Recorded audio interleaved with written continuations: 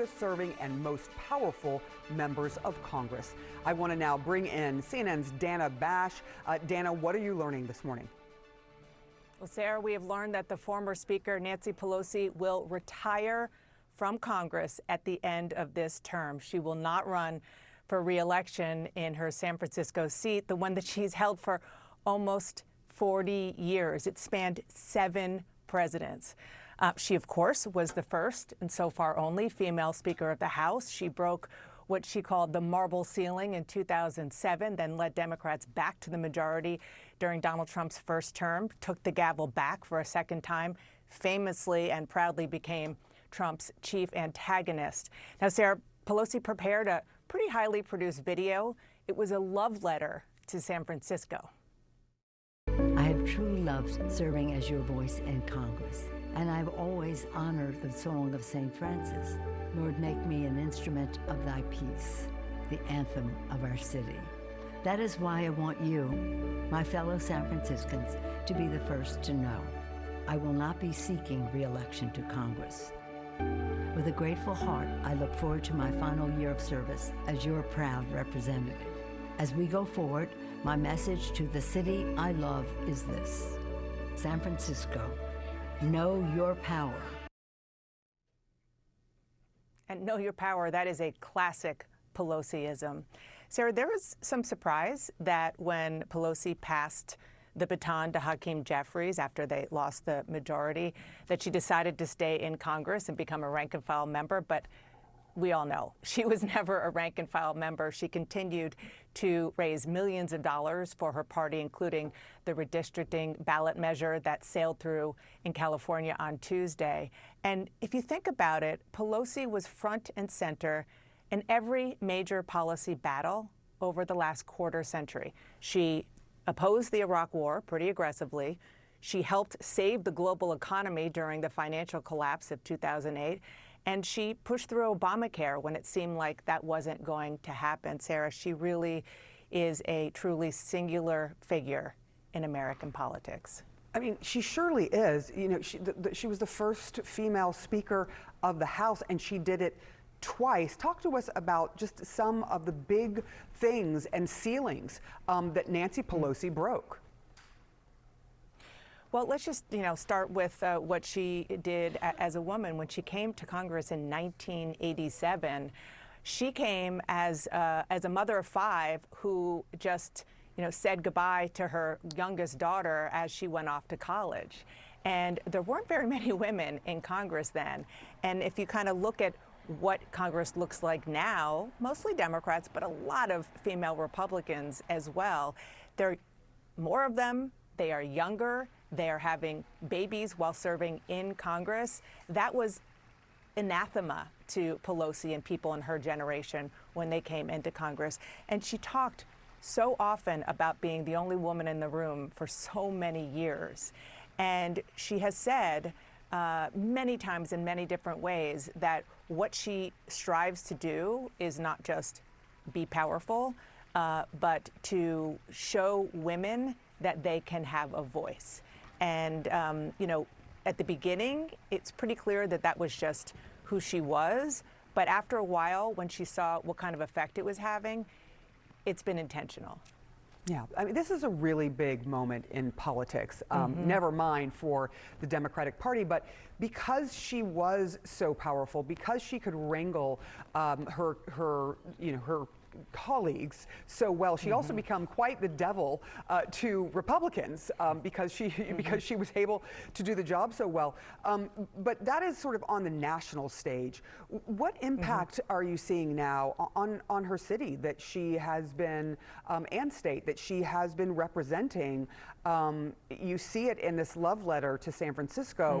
What is this going to mean for those constituents?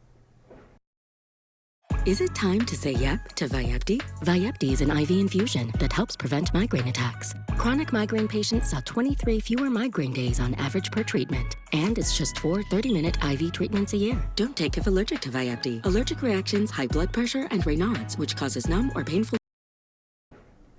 Well, look, I mean, the video that she released, we just played a portion of it. It's like 6 minutes long, and it starts, "Dear San Francisco," with a shot of the Golden Gate Bridge. And she talks pretty extensively about her love for her adopted home city. She's really the daughter of Baltimore. She is the daughter of the former mayor of Baltimore. Her father was a member of Congress. She learned about Congress walking through the halls with her dad, who represented Baltimore. But when she got married to Paul Pelosi, they did move to San Francisco. And she talks about fighting HIV/AIDS. One of her first, maybe the first speech that she gave on the House floor when she came in 1987 was about the AIDS epidemic. She talks about the fact that she helped bring a lot of money back. She's unabashed about that. And, you know, even on global policy, China, since there is a huge Chinese American population in San Francisco, she was one of the first to say, no, no, no, we don't trust this Chinese regime. And she did it in large part because she had experience in representing people who came from China and really understood what was going on there. But I do want to go back to one of the points you just made, Sarah. The way that Pelosi understood the Democratic caucus was like really nothing any politician has done or those who served with her have seen on either side of the aisle. She understood where everybody was, what they represented, what they could give based on what their constituents needed, what they couldn't give, and she was able to corral the caucus, hold them together in a way that was kind of remarkable, especially when it was contrasting at the time with the Tea Party rise in the GOP, and the Republican speakers there just couldn't do it. It was a very important part, and is a very important part of her legacy as a speaker, before that as a leader of the Democratic Party. But today, because this is the end of an era of her representing San Francisco for nearly 40 years, that's where she wanted to have her focus. Right. Joining us now to discuss all of this, Republican strategist Malik Abdul and CNN political commentator and Democratic strategist Maria Cardona. Maria, I'm going to start with you. Just your reaction to hearing that Nancy Pelosi will no longer be a member of Congress soon, and the ramifications of all that.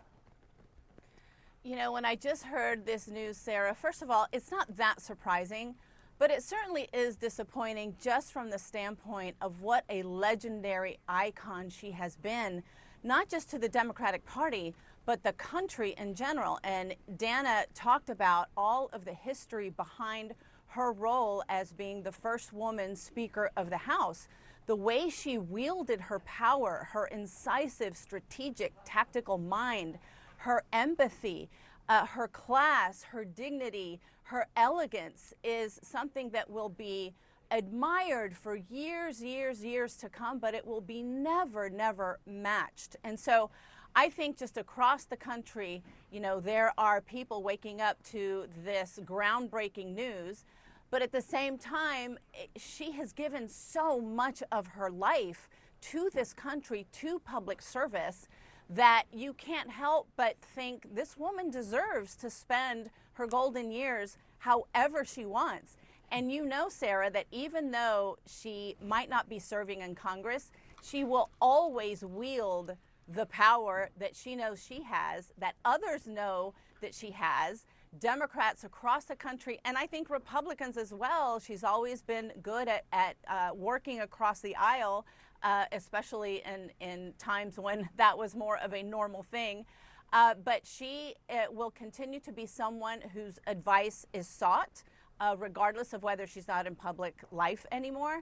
And that will always be to the good and to the benefit of the American people. I wish her the best. I love her. I have had the honor and the pleasure of working with her on many projects. And we are a country that is better for her service. We will miss her, and we wish her the best. Maria, thank you for your thoughts. And she's 85 years old and still quite sharp as a tack, and was involved in this recent, movement in California to try and change the Absolutely. redistricting. She's involved still quite a bit, so you would expect that she might still be involved because this has been her life's work. But to you, Malik, look, Republicans have no love loss for Nancy Pelosi. She has been sort of the devil, the boogeyman that they have pointed to for many different things that they didn't like about Democratic policies. What now with her leaving?